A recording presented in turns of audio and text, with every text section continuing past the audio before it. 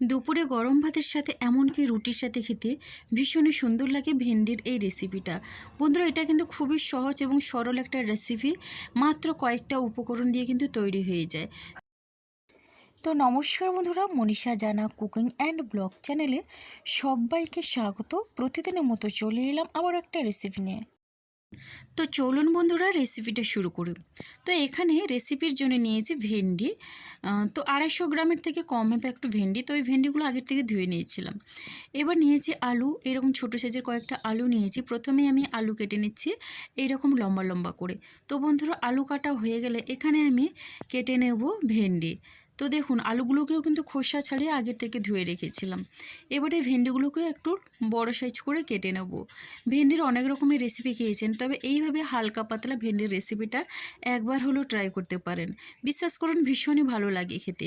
ভেন্ডিগুলোকে এইভাবে কেটে নিচ্ছি। দেখুন, আপনারা চাইলে কিন্তু এর থেকে ছোট করেও কেটে নিতে পারেন। এখানে আমি ছোট ভেন্ডিগুলোকে কাটবো না, মাঝখান থেকে দু সাইড কেটে এইভাবে লম্বা করে নিচ্ছি। এইভাবে লম্বা রাখবো আর একটু করে কেটে দিচ্ছি সাইডগুলো। এতে করে কিন্তু তেল মশলাটা বেশ ভালোভাবেই ভেন্ডির মধ্যেই ঢুকবে। তো দেখুন বন্ধুরা, একই রকমভাবে কিন্তু এখানে আমার সমস্ত ভেন্ডি মোটামুটি কাটা হয়ে গেল। আর ভেন্ডিগুলোকে আমি একটা প্লেটের মধ্যেই নিয়ে নিয়েছি। কাটার পরে কিন্তু কোনো রকমে ধোয়া যাবে না, তাহলে ভেন্ডির কিন্তু পিচ্ছিল ভাবটা খুবই বেশি হয়ে যায় আর রেসিপিটা কিন্তু পারফেক্টভাবে তৈরি হয় না।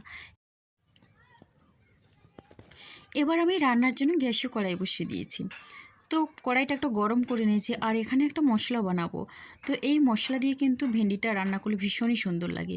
দুটো শুকনো লঙ্কা দিয়ে দিলাম, 1 চামচ পরিমাণে গোটা জিরে, 1 চামচ পরিমাণে 5 ফোড়ন দিলাম। এই মশলাটা একটু ড্রাই রোস্ট করে নিতে হবে। এই মশলা দিয়ে ভেন্ডিটা রান্না করলে কিন্তু দারুণ টেস্টি হয় খেতে। তো অনেক রকমের তো ভেন্ডি রেসিপি খেয়েছেন, এটা একবার হলেও ট্রাই করে দেখতে পারেন, এটা কিন্তু দারুণ হবে খেতে। তো এখন দেখুন, মশলাটা কিন্তু হালকা করে ভেজে নিয়েছি আর এখন মশলাটা একটা প্লেটের মধ্যেই তুলে নিচ্ছি। পরে কিন্তু এই মশলাটা গুঁড়ো করে আমি রেসিপির মধ্যে অ্যাড করব। তো দেখুন, এখন আমি মশলাটা তুলে নেওয়ার পরে কড়াইয়ের মধ্যে কিছুটা পরিমাণে দিয়ে দিলাম সর্ষের তেল। আর তেলটাকে প্রথমেই বেশ ভালোভাবে গরম করে নিতে হবে। ভেন্ডির এই রেসিপিটা বন্ধুরা বাচ্চা থেকে বড় সবাই কিন্তু ভীষণই তৃপ্তি করে খাবে। তো দেখুন, এখন কিন্তু তেলটা বেশ ভালোভাবে গরম করে নিয়ে দিয়ে দিলাম এখানে সামান্য পরিমাণে 5 ফোড়ন। আর ফোড়নটা একটু ভাজা ভাজা গন্ধ উঠলে এখানে দিয়ে দিচ্ছি কেটে রাখা আলু। আলুটা দিয়ে বেশ ভালোভাবেই নাড়াচাড়া করে নেব।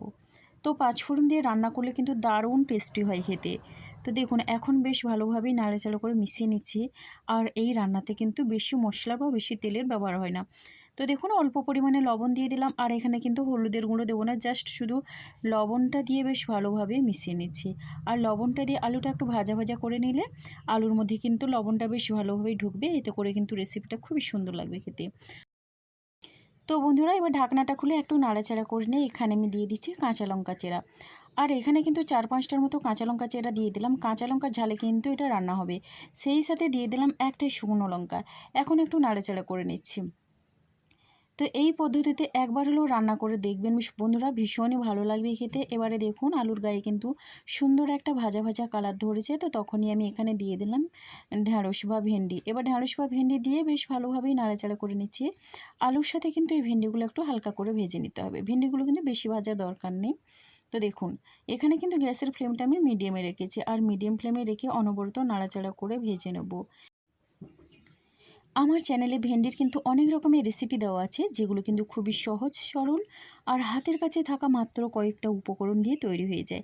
তো দেখুন বন্ধুরা, এইভাবে কিছু সময় ধরে নাড়াচাড়া করে নিয়ে ভেন্ডিটাকেও আলুর সাথে একটু ভাজা ভাজা করে নেব। আর এই পদ্ধতিতে রান্না করলে কিন্তু ভেন্ডির মধ্যে কোনো রকমই কোনো পিচ্ছিল ভাব থাকে না। অনেকেই কিন্তু এই পিচ্ছিল ভাবের জন্য ভেন্ডি একেবারে খেতে অপছন্দ করেন।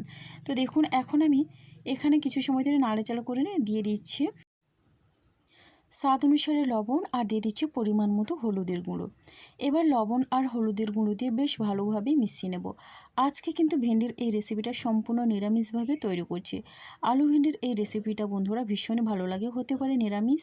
এই নিরামিষ রেসিপিও বন্ধুরা এতটাই টেস্টি হয় যে এই একটা পদ দিয়ে কিন্তু সব ভাত খেয়ে নিতে পারবেন, এমনকি দুটোর জায়গায় 4টে রুটিও খেতে পারবেন।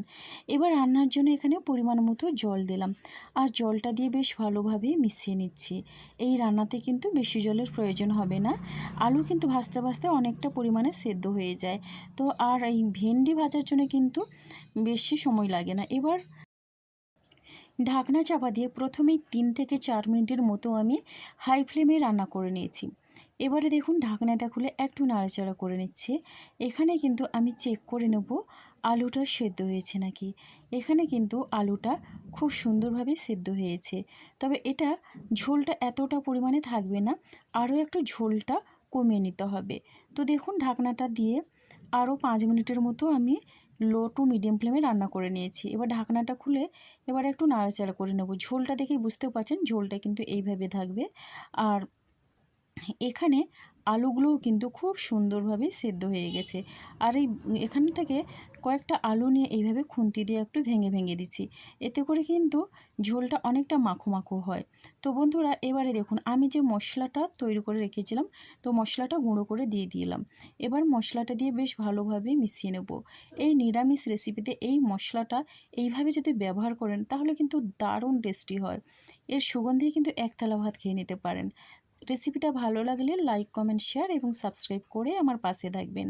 তো বন্ধুরা দেখুন এখন আমি একটু নাড়াচাড়া করে নিয়ে ঢাকনা দিয়ে লো ফ্লেমে আমি একটু রান্না হতে দিয়েছিলাম, মিনিমাম 1.5 থেকে 2 মিনিটের মতো।